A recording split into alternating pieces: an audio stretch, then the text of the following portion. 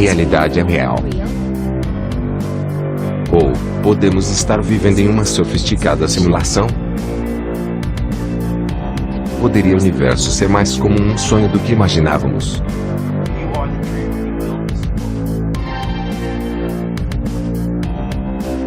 Como a ciência pode nos ajudar a responder estas perguntas?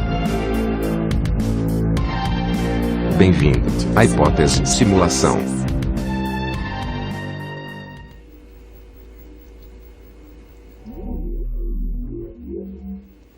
Já teve um sonho, Neo, que parecesse realidade? E se não conseguisse acordar desse sonho? Como saberia a diferença entre o mundo dos sonhos e o mundo real? E se você acordasse um dia e descobrisse que tudo que você sempre tomou como certeza não é exatamente o que parece? O que você pensou que era realidade é na verdade uma simulação. Uma muito complexa e sofisticada ilusão, em que você vive dentro. Até a própria matéria sólida não é mais real do que a rocha que você pegaria em um sonho. E não apenas você está vivendo em uma simulação, mas está sendo gerada por um sistema que você pode contatar com sua mente. E na verdade mudar a própria simulação. De fato, hackear o universo. O que você iria fazer para mudar o mundo? Bem, recentes descobertas científicas estão fortemente sugerindo que este é o caso, que nós vivemos dentro de uma simulação, e que nós, como observadores, temos um poder demonstrável sobre ela. Nós estamos na verdade participando na criação da realidade que nós vivemos. Espere, nós estamos realmente vivendo em uma simulação? Bem, esta é a conclusão que físicos e cosmólogos têm chegado. E embora esta ideia teria sido ridicularizada no passado recente, está agora sendo levada muito a sério. Experimentos de ponta de física têm produzido alguns resultados muito estranhos, resultados que dizem que nosso universo não é uma realidade objetiva, mas que está na verdade emergindo de algo mais. Algo não físico, e além dos nossos sentidos. Na era digital, ciência está começando a ver uma correlação entre nosso mundo e o mundo da realidade virtual. Matrix está em toda parte. Está à nossa volta. Mesmo agora, nesta sala aqui. Você a vê quando olha pela janela, ou quando liga a televisão. Platão vs Demócrito. O que esses caras têm a ver com isso? Eu pensei que nós estávamos falando sobre ciência, não filosofia. Bem, todas as investigações científicas são baseadas em uma ou mais posições filosóficas. Então vamos rapidamente passar por alguns dos argumentos filosóficos em que diferentes abordagens científicas são construídas. Antigos filósofos gregos já tinham a ideia básica do átomo, e eles usaram esta ideia para ajudá-los a explicar como a realidade funcionava.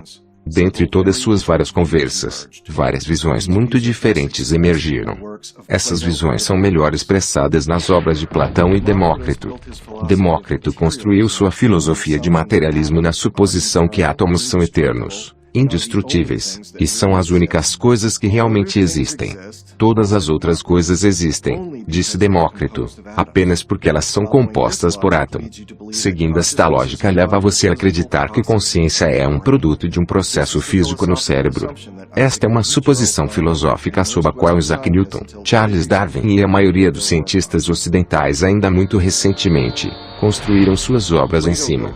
Platão construiu sua filosofia de idealismo na suposição de que a estrutura básica subjacente de tudo não é o átomo, mas formas mentais abstratas que determinam as propriedades de um objeto. Platão acreditava que ideias são mais fundamentais que objetos. Por exemplo, uma esfera perfeita.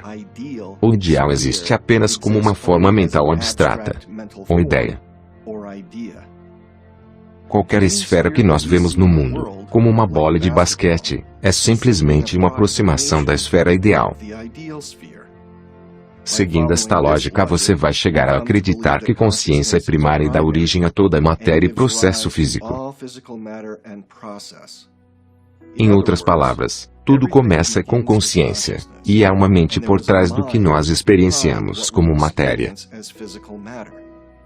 Em grande parte da mesma forma que quando você sonha, sua mente está criando uma experiência física para você enquanto você dorme. Como você pode ver, essas filosofias são mutuamente exclusivas, e são de fato opostas. Ambas não podem ser verdade. Cada mente dá origem à matéria, ou matéria dá origem à mente. É um debate muito antigo. Mas a ciência tem finalmente aproveitado o poder suficiente para resolvê-lo de uma vez por todas. A hipótese científica que nosso mundo é virtual, ou como um sonho, tem sido explorada em profundidade por muitos cientistas, incluindo o Dr. Graham Whitworth. Ele tomou as duas visões opostas, uma sendo o materialismo, que nosso universo é inteiramente físico, existe em si por aí, e não precisa de nada de fora para explicar ele. E a outra sendo a hipótese de simulação, que nosso universo existe como uma construção virtual e depende de informação processando acontecendo fora do espaço-tempo. Dr. Whitworth olhou para todos os fatos que têm sido reunidos a partir de resultados de experimentos e perguntou que visão melhor serve esses fatos. Após uma análise aprofundada, sua conclusão foi que os dados muito melhor se ajustam à hipótese de simulação. Estamos dentro de um programa de computador? Cientificamente, o nosso universo simplesmente faz mais sentido quando visto como uma construção virtual emergente de consciência, em vez de simplesmente matéria existindo independentemente da mente. Isso não é real? O que é real? Como se define real? A análise começa no início, com o Big Bang. Este bem estabelecido modelo cosmológico demonstra que espaço-tempo foi criado por um evento único bilhões de anos atrás, e expandido no que nós vemos ao nosso redor hoje. Quase todos os cientistas concordam que nosso universo começou a existir em um ponto no passado distante. Da visão materialista que nosso universo é tudo o que existe, como uma realidade objetiva independente. O fato de que o Big Bang veio do nada é muito difícil de explicar. Como poderia tudo vir do nada? Mas se você olhar para o universo como uma construção virtual, o modelo Big Bang funciona perfeitamente. Mundos virtuais sempre começam com um fluxo de informação de um estado zero, já que eles precisam dar a partida inicial. Cada vez que um jogo de computador se inicia, um Big Bang ocorre da perspectiva do jogo. De dentro do próprio mundo virtual, a criação sempre vem do nada. Porque antes dele iniciar, não há espaço ou tempo como definido pelas regras desse mundo virtual. Um universo pixelado, outra coisa a se considerar são os bits quânticos. O fato de que a luz é quantizada como fótons, eletricidade como elétrons, etc. Melhor serve para a hipótese de que nós vivemos em uma construção virtual, porque em processamento digital todos os dados precisam ter uma quantidade mínima, representada por bits, ou pixels. E nosso mundo exibe esta mesma propriedade. Cada imagem gerada por computador decompõe-se em pixels quando examinadas de perto. E isto é o que a ciência tem encontrado na natureza. No século passado, físicos descobriram que matéria realmente é quantizada, composta de partículas fundamentais e indivisíveis, bilhões de vezes menores do que um átomo. E, como a ciência tem descoberto mais e mais sobre a forma como o universo se comporta, está ficando claro que a natureza é uma matrix de bits computáveis. Espaço é quantizado, tempo é quantizado, energia é quantizado, tudo é feito de bits individuais, que significa que o universo tem um número finito de componentes, que significa que tem um número finito de estados, que significa que é computável. Se a verdadeira natureza do universo é de fato digital, que de fato tem bits quânticos de espaço e tempo, e que não há nada que não se possa calcular, e no momento não há evidência contra isto, então é inteiramente consistente com a hipótese de simulação.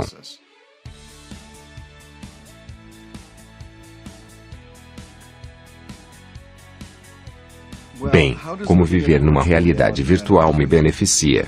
Eu ganho superpoderes. A realidade pode ser enganada. Podemos reprogramar a natureza e tomar controle de nossas experiências. Estamos, em certo sentido, já fazendo isto mas simplesmente inconsciente disso? Ok, por uma questão de argumento, digamos que os dados servem a hipótese de simulação melhor do que se encaixa ao materialismo. Isso é tudo muito bom, mas há alguma evidência sólida de programação de computador na natureza? Parece que há. Físico teórico James Gates tem na verdade encontrado código de computador escondido profundamente em equações que descrevem supersimetria. Então, você está dizendo que se você cavar mais fundo, você encontra códigos de computador escritos na fábrica do cosmos. Nas equações que queremos usar para descrever o cosmos, sim. Código de computador. Código de computador. Cordas de bits de uns e zeros. Não é apenas, de alguma forma, se assemelha a códigos de computador. Você está dizendo que é o código de computador? Não é apenas código de computador. É um tipo especial de código de computador que foi inventado por um cientista chamado Claude Shannon em 1940. Então, você está dizendo que há alguma entidade que programou o universo. E nós somos apenas expressões de seu código? Considere o fato de uma velocidade máxima na natureza. A velocidade da luz. Em 2011, cientistas reportaram neutrinos viajando mais rápido que a velocidade da luz, mas esses resultados foram retraídos quando foi descoberto que o equipamento usado no experimento falhou. Nada jamais tinha sido visto viajar mais rápido que a luz. Natureza tem uma velocidade máxima, e eventos em um mundo virtual também obedecem uma velocidade máxima uma vez que seria limitado por um processador finito. Há também a curvatura do espaço por objetos massivos, e dilatação do tempo em altas velocidades. Ambos fenômenos correlatos com efeitos carregados de processamento virtual a altas concentrações de matéria em nosso universo podem constituir uma alta demanda de processamento, de tal forma que esses objetos massivos iriam desacelerar o processamento de informação do espaço-tempo, semelhante à forma que uma alta demanda de dados em um computador irá desacelerar a velocidade de processamento. Cada símbolo digital criado pelo mesmo programa é idêntico para todos os outros na mesma classe. Em termos de computação, objetos são simplesmente exemplos de uma classe geral. O fato de que todos os objetos quânticos são idênticos em cada classe, fóton, elétron, etc., correlaciona-se com um equivalente digital, uma vez que em um mundo virtual cada objeto digital criado por um mesmo código é idêntico. Enquanto os objetos que nós vemos em nosso mundo têm propriedades individuais, os bits quânticos são construídos a partir de todas as formas idênticas pressionadas. A hipótese de simulação sugere que este é o caso porque cada bit é criado pelo mesmo programa. Tomados em conjunto, tudo isto poderia constituir o que os tribunais referem como peso suficiente de evidência favorecendo o idealismo e hipótese de simulação sobre o materialismo. Quando coincidências continuam a amontoar, e se combinam com poder explicativo, apresenta um argumento plausível muito forte, ou mesmo uma prova. Mas mesmo a evidência mais convincente é fornecida por casos que a hipótese de simulação pode facilmente explicar, mas que modelos materialistas têm tremenda dificuldade. Um desses tais casos é a não localidade.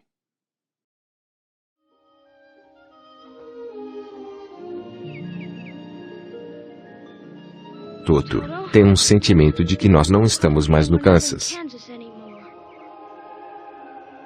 Para o materialismo ser verdadeiro, e o mundo existir independentemente da mente, o conceito de localidade é necessário. Isto significa que para objetos interagirem, eles precisam estar em estreita proximidade. Isto é que Albert Einstein acreditou por quase sua vida toda. Para entender emaranhamento quântico e não localidade, nós devemos dar uma olhada na vida de Einstein e seu papel no desenvolvimento da mecânica quântica. Em 1905, cavalos ainda se misturavam com carros nas ruas. Jacob era o maior novato da liga, e Albert Einstein era um funcionário de baixo escalão num escritório de patentes na Suíça. Esse ano, em seu tempo livre, ele escreveu 4 notáveis artigos científicos. O primeiro estabeleceu o fóton como a partícula associada com a luz, antecipando muitos anos de entendimento da luz como um fenômeno puramente ondulatório. Ele usou esta nova descrição da luz para explicar o efeito fotoelétrico. Em outro artigo ele provou matematicamente a existência de átomos. algo que era ainda debatido naquela época, e ele na realidade calculou seu tamanho. Ele introduziu sua teoria especial de relatividade, que descreve como o movimento pode afetar a passagem do tempo, e então com igual mc ao quadrado, ele estabeleceu a relação fundamental entre matéria e energia. Isso explica o que fazer sobre brilhar. Ele foi tão longe à frente de seu tempo que ninguém jamais reconheceu sua realização. Isto é até esse homem, Max Planck, o maior físico teórico na Europa naquela época, e o editor do jornal Annalen Physik ler o artigo que Einstein tinha apresentado descrevendo luz como constituída de fótons. Planck enviou um assistente ao escritório de patente para buscar Einstein. Este reconhecimento ajudou para que o jovem Albert fosse aceito na Universidade de Zuriche. Max Planck fez muitas contribuições importantes e duradouras para o campo da física, mas talvez sua maior descoberta foi Einstein.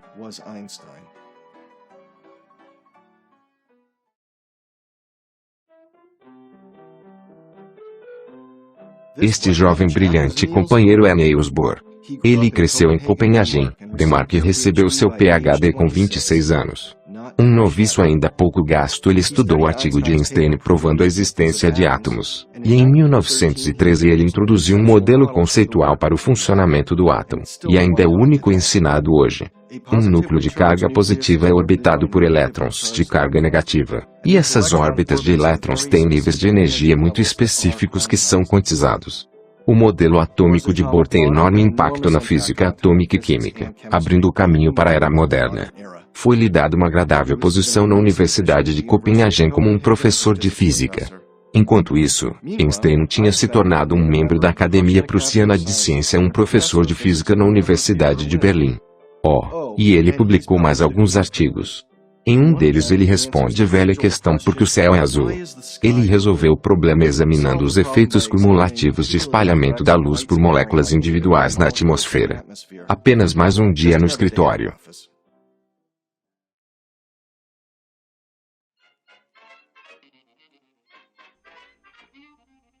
Bem, e a década de 1920 cada jovem garoto queria ser Charlie Chaplin. Este queria ser um cientista. Seu nome é Werner Heisenberg. Você talvez esteja familiar com seu famoso princípio para a incerteza que impõe limites rígidos à investigação empírica. Em 1925 ele introduziu um conceito conhecido como mecânica matricial, em uma tentativa de explicar como energia é absorvida pelos átomos.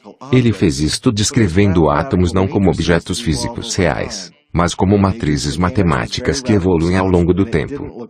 Mecânica matricial era coisa muito radical, e não parecia muito com a física tradicional. Niels Bohr aceitou as ideias de Heisenberg como válidas, mas outros físicos, incluindo Einstein, pensavam neles como uma moda passageira que iria desaparecer uma vez uma teoria melhor foi encontrada. Heisenberg se tornou um professor, e começou a espalhar suas próprias ideias. Este é Erwin Schrödinger. Em 1926 ele estava ensinando física na Universidade de Zuriche, onde Einstein tinha obtido seu PhD. Ele escreveu um artigo introduzindo mecânica ondulatória como uma alternativa para a mecânica matricial de Heisenberg.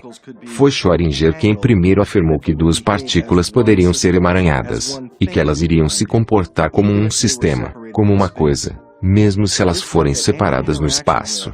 Isto significa que qualquer interação com, observação ou medida de uma das partículas emaranhadas iria causar um efeito instantâneo na outra, mesmo em grande distância através do espaço, e incluindo a distância infinita no espaço. Isto é o que ficou conhecido como não-localidade. Para a maioria dos físicos, que foram afinal completamente investidos em uma visão de universo materialista, isto era realmente inaceitável, e simplesmente não poderia ser verdade, mesmo se todas as equações funcionassem. Eles só precisavam colocar suas cabeças juntas e descobrir o que realmente estava acontecendo com esta nova moda de onda e mecânica matricial. Einstein tomou interesse particular neste problema porque era ele quem tinha deixado este gênio fora da garrafa com seu fóton e teoria quântica da luz. A Conferência de Sová em 1927 foi realizada para resolver esses novos problemas em definir as propriedades e comportamento de fótons e falar sobre alguns pesos pesados. Das 29 pessoas retratadas aqui, 17 ganharam o Prêmio Nobel. Aqui está Madame Curie, próximo a ela é Max Planck. Aqui está Einstein, que por sua vez tinha derrubado a teoria de Isaac Newton da gravidade com sua própria teoria geral de relatividade, e ele era de longe o mais famoso cientista no mundo. Aqui estão os jovens iniciantes Evan Schrödinger e Werner Heisenberg, os que começaram todo este problema. E aqui está Niels Bohr no meio entre os jovens e os velhos tradicionalistas liderados por Einstein. Durante a conferência, Bohr e Einstein começaram uma discussão sobre a verdadeira natureza da realidade que iria se tornar a maior rivalidade na ciência moderna. A posição de Bohr era que as novas teorias quânticas iriam provar ser verdade, que elas eram o caminho para o futuro, mas Einstein insistia que isso era impossível, que a teoria quântica simplesmente não poderia ser uma descrição correta do universo. Seguindo a conferência, Einstein começou a trabalhar no que ele chamou de teoria de campo unificada que iria eliminar a necessidade de mecânica quântica e explicar completamente todos os estranhos fenômenos que estavam sendo observados e descritos pelas equações das novas teorias quânticas. Através da década de 1930, Einstein continuou a rejeitar a teoria quântica como um modelo inferior de universo quando comparado ao materialismo. E em 1935 ele foi coautor em um artigo com Boris Podolsky e Nathan Rosen para mostrar que a teoria quântica não poderia ser correta por causa da predição de interação instantânea entre bits quânticos separados por espaço. O artigo de Einstein, Podolsky e Rosen foi chamado A Descrição da Mecânica Quântica da Realidade Física pode ser considerada completa. Einstein chamou o comportamento não local previsto de partículas, ação fantasmagórica à distância para ridicularizar de vez tal previsão. O ano de 1940 foi uma boa época para Einstein, ele continuou a gozar de seu status celebridade rockstar, vivendo em Princeton, Nova Jersey, ensinando no Instituto de Estudos Avançados, e colaborando em vários artigos importantes. Mas todo o tempo ele estava tentando vencer o argumento com Niels Bohr, trabalhando afastado de sua teoria de campo unificado para salvar o universo materialista da não localidade quântica.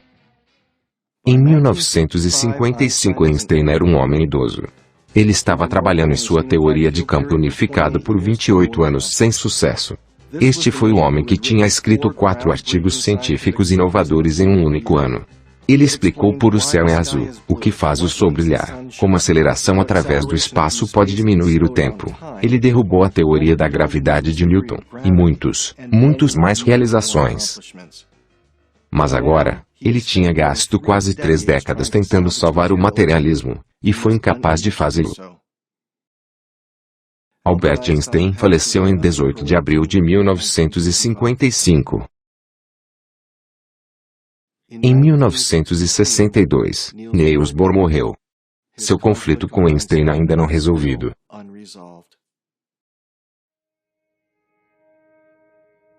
Então, em 1964 o físico irlandês John Bell propôs seu famoso teorema. É muito inteligente matematicamente baseado na maneira de testar e provar de uma forma ou outra quem está certo. Fazendo o experimento seriam necessários alguns equipamentos muito especiais. Levaram 18 anos para esta tecnologia se tornar disponível, e em 1982 o físico Alain Aspect os reuniu e executou o experimento. Os resultados confirmaram que a não localidade era realmente real, o que Schrödinger tinha chamado emaranhamento, e foi defendido por Bohr mas ridicularizado por Einstein, era uma propriedade fundamental da natureza. Correspondência instantânea pode ser vista entre duas partículas que estão separadas por distância ilimitada no espaço, e isto somente faz sentido se o mundo é uma construção virtual. Em um mundo virtual, distância não limita a correspondência, uma vez que todos os pontos em uma simulação estão na mesma distância em relação à fonte da simulação. Por exemplo, em um jogo de computador todos os pontos na tela estão na mesma distância em relação ao processador, e o mesmo efeito pode ser visto em nosso mundo. Se nosso universo é uma simulação projetada sobre uma tela tridimensional, então o seu processador estaria na mesma distância de todos os pontos no universo. Não localidade, um dos maiores problemas na física, é facilmente resolvido pela hipótese de simulação. Espaço parece ser uma ilusão criada pela construção virtual. Mas ainda mais estranho do que o espaço sendo uma ilusão, é o que a física quântica nos diz sobre a própria matéria. Se eu fosse um personagem num jogo de computador que era tão avançado que eu era na verdade consciente, e eu comecei a explorar meu mundo de videogame, iria na verdade sentir para mim como se fosse feito de objetos sólidos reais, feitos de coisas físicas. No entanto, se eu comecei a estudar como curioso físico que eu sou, as propriedades destas coisas, as equações pelas quais as coisas se movem, as equações que dão a essas coisas suas propriedades, eu iria descobrir eventualmente que todas essas propriedades eram matemáticas. As propriedades matemáticas que o programador tem na realidade colocado no software que descreve tudo. O servidor que está criando você não está em seu quadro de realidade. Está do lado de fora. Se você é simulação, esse computador é não físico em relação a você. O que é físico para você é seu mundo simulado.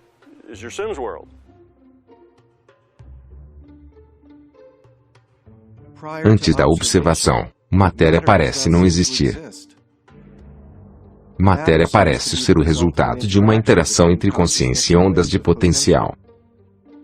Isso tem sido demonstrado repetidamente em versões cada vez mais precisas do experimento da dupla fenda, de 1920 até o presente. Para entender o experimento da dupla fenda, precisamos primeiro saber como partículas se comportam. Se nós atirarmos pequenos objetos em um detector, iremos ver uma forma padrão de faixa onde eles passaram pela fenda e bateram. Se adicionarmos uma segunda fenda, esperamos ver uma segunda faixa duplicada à direita. Agora vamos olhar para ondas. As ondas vão através da fenda e irradiam para fora, batendo atrás na parede com maior intensidade diretamente na linha com a fenda. A linha de brilho na tela de fundo mostra essa intensidade. Isto é similar ao padrão de faixa. Mas então adicionamos a segunda fenda. Algo diferente acontece quando o topo de uma onda encontra o vale da outra. Elas interferem e se anulam mutuamente. Isto resulta em um padrão de interferência na parede de trás, onde as ondas se reforçam mutuamente. Elas são a intensidade mais elevada, as linhas brilhantes. E onde elas se cancelam mutuamente não há nada. Então, quando atiramos objetos nas duas fendas, conseguimos dois padrões de faixa. Mas com ondas nós conseguimos um padrão de interferência. Um elétron pode ser visto como um muito pequeno pedaço de matéria. E quando uma corrente de elétrons é atirada através de uma fenda, eles se comportam como pequenos objetos, formando um único padrão de faixa. Então, se atirarmos esses pedaços de matéria através de duas fendas, nós devemos ter dois padrões de faixa. Mas não é isso que ocorre. Nós temos um padrão de interferência. Nós atiramos partículas, mas nós temos um padrão como o de ondas, não como pequenos objetos. Como podem pedaços de matéria criar um padrão de interferência como ondas? Não faz sentido. No início, físicos pensavam que os elétrons estavam saltando longe um do outro para criar um padrão de interferência. Então, em 1961, Klaus Johnson, na Universidade de Tübingen, na Alemanha, modificou o experimento para disparar os elétrons um de cada vez. Desta forma, não há possibilidade de eles se esbarrarem e interferirem uns com os outros. Mas, de novo, o padrão de interferência foi visto. Físicos estavam perplexos com isso. De alguma forma parece estar consciente da existência de duas fendas, e não de uma, porque dado origem a esse padrão de interferência. Como é que um átomo faz isso? Será que se divide no meio? Faz isso, torna-se como uma nuvem que vai através de ambas as fendas. O caminho tomado pelo fóton não é um elemento de realidade. Não nos é permitido falar sobre o fóton passando através dessa ou daquela fenda. Também não estamos autorizados a dizer que os fótons passam por ambas as fendas. Todo este tipo de linguagem não é aplicável. Então, eles modificaram ainda mais o experimento para chegar ao fundo do mistério. Eles colocaram um dispositivo de medição em uma fenda para ver qual das partículas na realidade tinha passado. Mas quando os elétrons estavam sendo observados de perto, eles voltaram a se comportar como pequenos objetos e produziram um padrão de faixa, não um padrão de interferência. De algum modo, o ato de observação significava que ele só passou por uma fenda, e não duas. Os elétrons parecem decidir como se comportar como se eles estivessem conscientes de estar sendo observados. Como isto poderia possivelmente ser o caso? Poderia a presença de um observador consciente influenciar o experimento? Consciência é informação. É um campo de informação. São dados. Em 1978 o físico John Wheeler propôs uma nova maneira de fazer o experimento da dupla fenda que pode finalmente revelar o que realmente estava acontecendo. Ele propôs o que é chamado de experimento da escolha retardada, em que a decisão de se observar ou não as partículas não é feita até depois de eles terem passado pelas fendas, mas antes de eles terem batido no detector. Esta animação é altamente simplificada, mas você vai entender a ideia.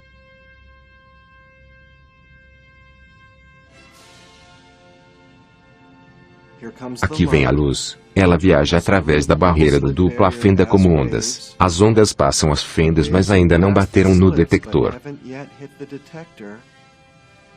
E aqui vem o cientista. Seus olhos estão fechados, ele está retardando sua escolha de observar este experimento. E então,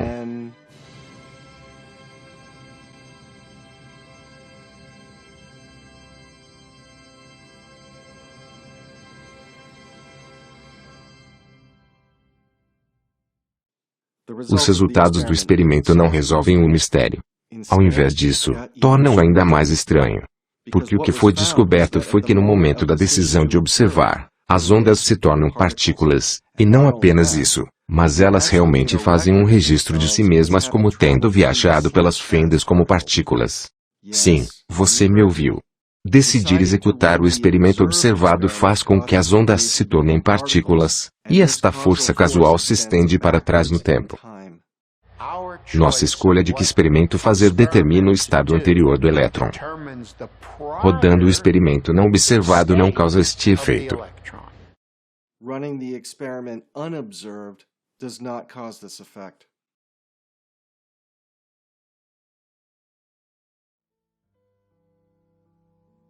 Quando John Wheeler primeiro propôs acrescentando o protocolo da escolha retardada ao experimento da dupla fenda, ele nos pediu para imaginar uma estrela distante que emite um fóton há bilhões de anos atrás e enviou na direção da Terra.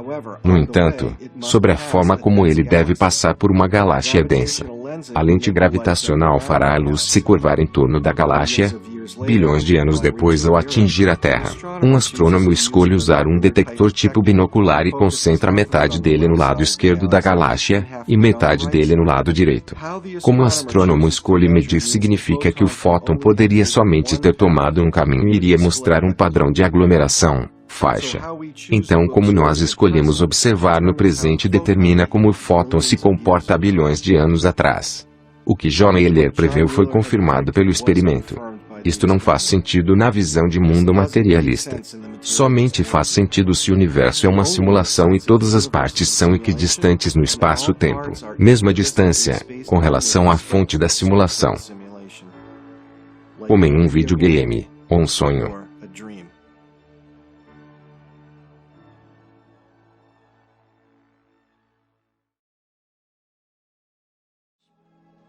A força. A força é o que dá um Jedi seu poder. É um campo de energia criado por todas as coisas vivas.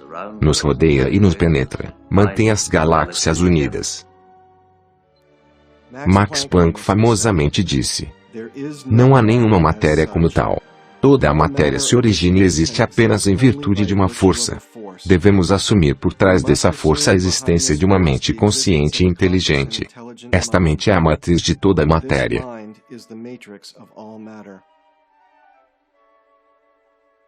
Uma das ideias mais quentes da cosmologia é conhecida como o princípio holográfico. É a ideia que nosso universo tridimensional está emergindo de uma informação bidimensional. Isso é, objetos tridimensionais são compostos de informação espalhada em uma superfície bidimensional. Da mesma forma que um holograma produz uma imagem tridimensional de informação bidimensional. O princípio holográfico nos diz algo muito surpreendente. Ele diz que nossas ideias de volume, em um certo sentido, o mundo, pode ser um tipo de ilusão. Primeiro de tudo eu gostaria de dizer, deve ser claro que toda essa história holográfica é a coisa mais radical que já aconteceu com nosso entendimento do espaço, tempo e matéria desde a invenção da mecânica quântica e relatividade. Teoria quântica em geral, e os resultados dos experimentos que têm sido rodados nesta área, reafirmam o princípio holográfico. Existe algum teste que poderia cientificamente provar que o universo é uma construção virtual, e não materialista na natureza? Bem, você pode pensar que cientistas iriam ter esgotado as formas de fazer o experimento da dupla fenda, mas você pode estar errado. O experimento eliminador da escolha retratada foi primeiro realizado em 1999 por Marlan Scully, Leon Kim e colaboradores. Dr. Kim foi consultado para garantir a exatidão desta apresentação. O experimento começa no canto superior esquerdo com uma fonte de fótons por trás da barreira com duas fendas. Um cristal é colocado na frente da barreira que divide os fótons em pares emaranhados. Estas lentes têm a tarefa de direcionar um de cada par, que tenha viajado através de qualquer fenda, para que eles tenham impacto no detector zero. Quando um fóton entra pela primeira fenda, e é dividido em um par entrelaçado, uma delas opera através da lente em um detector zero, a segunda opera para baixo e é redirecionada pelo prisma em um espelho verde semiprateado. Semiprateado significa que eles permitem a luz passar em 50% das vezes. As outras 50% são refletidas. Assim, em média, a metade dos fótons são refletidos e batem no detector 4. A outra metade viaja, reflete um espelho completo e chega em outra meta de espelho. Eles podem viajar através dele e bater no detector 1, ou se refletido no detector 2. Fótons viajando pela segunda fenda também são divididos em pares, com um que viaja para baixo e é redirecionado pelo prisma. No primeiro meio espelho 50% são refletidos e batem no detector 3. Os outros viajam em linha reta e são refletidos no segundo meio espelho. 50% destes viajam e batem no detector 2. Os outros 50% são refletidos e batem no detector 1.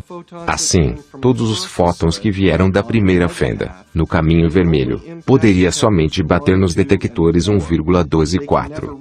Eles nunca podem chegar ao detector 3. Todos os fótons da segunda fenda, o caminho azul, podem somente bater nos detectores 1,2 e 3. Mas nunca no detector 4. Assim, quaisquer fótons que atingem o detector 4 precisam ter viajado pela primeira fenda, e quaisquer fótons que atingem o detector 3 precisam ter viajado através da segunda fenda. Para fótons que atingem detectores 1 e 2, é impossível determinar de que fenda eles vieram, porque esses dois detectores podem ser alcançados a partir de qualquer caminho do vermelho ou azul. O caminho da sua origem real tem sido apagado pela configuração experimental. Assim, qual é a função do detector zero? Os resultados do experimento estão relacionados com o tempo que os fótons levam para viajar através do aparelho. Quanto mais curto o caminho, mais rápido o fóton chega ao detector, e o caminho mais curto é sempre para o detector zero. Assim, quando os fótons são divididos em pares, um deles é sempre registrado no detector zero primeiro, e em seguida, com um atraso do fóton parceiro, atinge um dos outros detectores. O contador de coincidência registra os resultados de todos os 5 sensores. Ele estabelece uma conexão entre as medidas no detector zero com os fótons parceiros que alcançam detectores de 1 a 4. Desta maneira, cada único fóton registrado no detector zero pode ser precisamente atribuído a um parceiro nos outros detectores. Vamos nos preparar para fazer barulho. Este confronto durou 2,500 anos rolando. E é para a memória de todos os povos estão jogando para todo o universo. É Platão versus Demócrito. Idealismo versus materialismo. Cabeça a cabeça. Ganhador leva tudo. Agora este aparelho pode se mover ao longo de um bom clipe. Então eles disparam uma enorme quantidade de fótons por aqui. Deixe o experimento rodar, recolha muitos dados, e então execute a análise.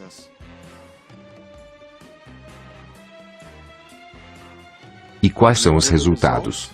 Detectores 1 e 2 sempre mostram padrões de interferência, porém é impossível determinar de qual das duas fendas os fótons vieram. Mas detectores 3 e 4 sempre mostram padrões de aglomeração, porque podemos saber de qual fenda esses fótons vieram. Essa é a única diferença. Como a luz escolhe mostrar a si mesma, como partícula ou ondas, depende do quanto sabemos sobre ela. Se ele teve que vir de apenas uma fenda, padrão de aglomerado. Se ele pode ter vindo de qualquer fenda, padrão de interferência. Não há explicação materialista para isto.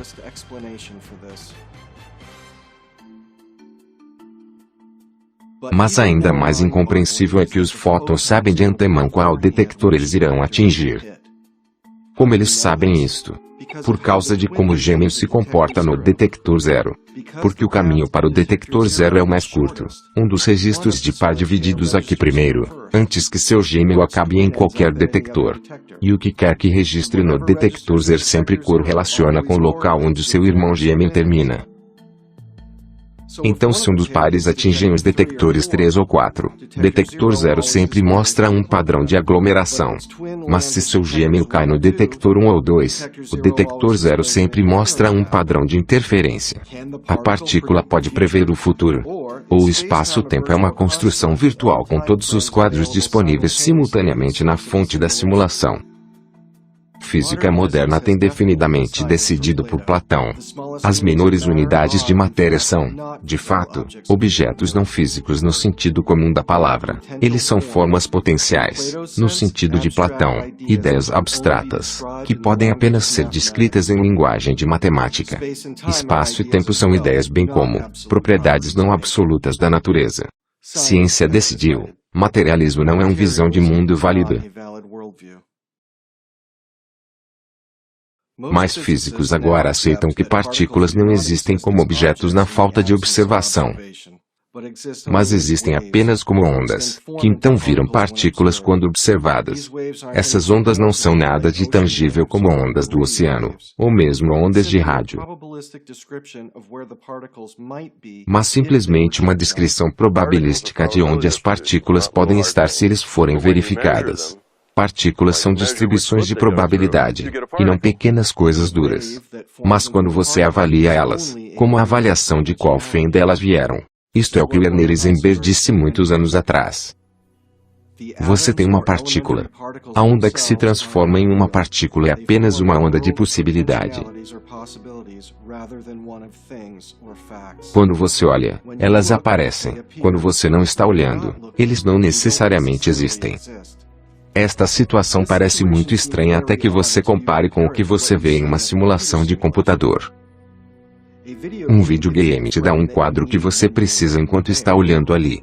Quando você navega ao redor e olha algo mais, ele cria e te dá aquele quadro. Estranhamente, o universo se comporta da mesma forma. Nosso mundo realmente parece ser pixelado, e apenas assume forma definitiva quando observado, da mesma maneira que simulações de computador se comportam. É por isso que a hipótese de simulação é agora levada a sério por número crescente de especialistas. Eu pessoalmente acho que estou mais para o ponto de vista teórico e informacional e acreditando que o universo existe em simulação muito boa e de alta qualidade.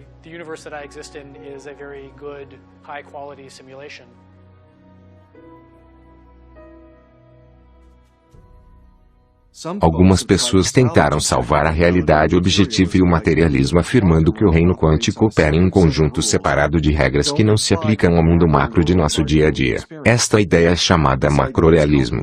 O cientista Leger de Gag propôs uma ideia similar ao teorema de Bell, conhecida como uma desigualdade para testar se existe um limite para os efeitos quânticos.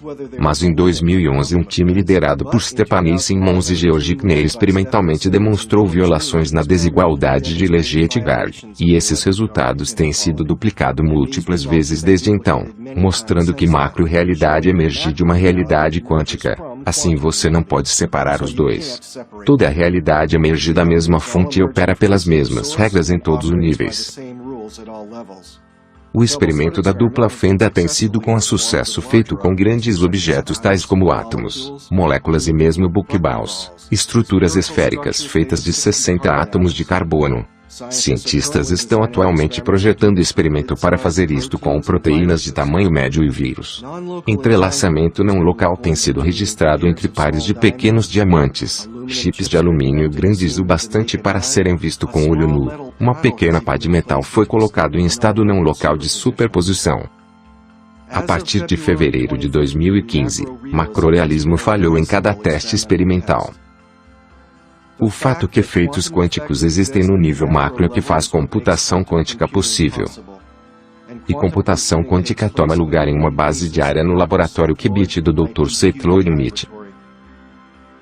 A ideia é que você pode evitar a queda do materialismo por afirmar que o macro-mundo é separado do mundo quântico simplesmente não funciona. Toda a realidade emerge da mesma fonte. Assim, é o reino quântico diferente. Não diferente, é só diferente em sua mente. Você desaprender o que aprendeu precisa. Ok, tudo bem. Assim a ciência diz que nós podemos realmente viver em uma simulação, mas o que isso significa? Estou sendo mantido vivo em daqueles casulos assustadores de Matrix? Meu cérebro está situado em um vidro em algum lugar com fios ligados a ele. Alguém está controlando meus pensamentos, sentimentos e sonhos. Por que tudo isto é tão misterioso e difícil de entender? Um criador não irá querer que eu saiba o que está acontecendo. O criador está com medo de mostrar suas verdadeiras intenções. Eles estão escondendo de nós? Por quê? Por que ele não se revela?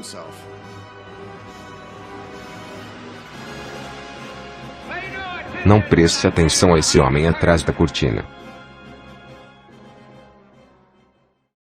E se você está conectado com o Criador? E se parte do seu subconsciente ainda é conectado com a consciência original que programou essa realidade virtual? Depois de tudo, nós sabemos que nosso subconsciente pode criar uma experiência física para nós enquanto dormimos. É a nossa verdadeira inspiração, entende? Agora, em um sonho, nossa mente faz isso de forma contínua. Nós criamos e percebemos nosso mundo simultaneamente, e a nossa mente faz isso tão bem que nem percebemos o que está acontecendo.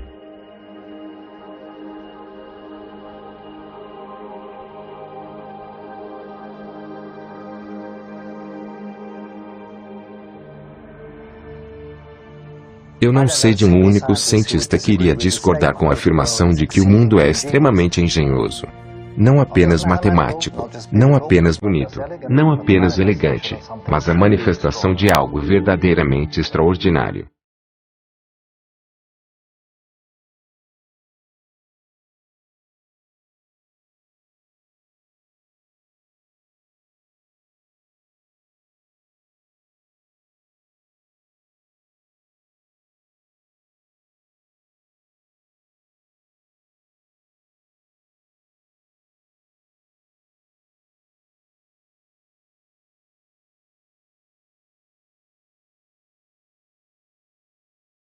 Albert Einstein foi uma das pessoas mais inteligentes que já viveram.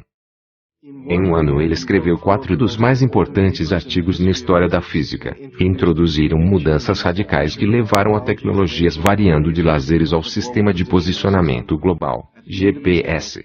No fim de sua vida, depois de gastar 28 anos procurando por uma teoria de campo unificado construída sobre o materialismo, Einstein parece mudar sua mente sobre a natureza fundamental do universo.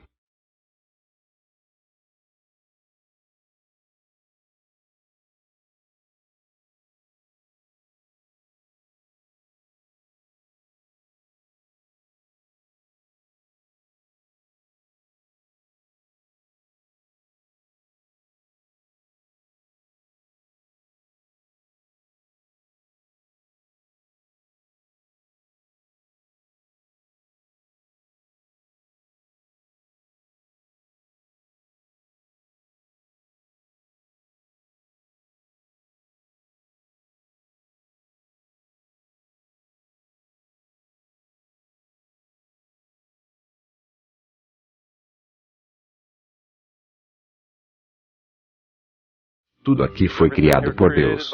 Bem, se Deus é o grande sistema de consciência, sim. Se nós todos podemos concordar com uma coisa, deveria ser que ciência significa descoberta. Isso é bom. Você deu seu primeiro passo para um mundo maior.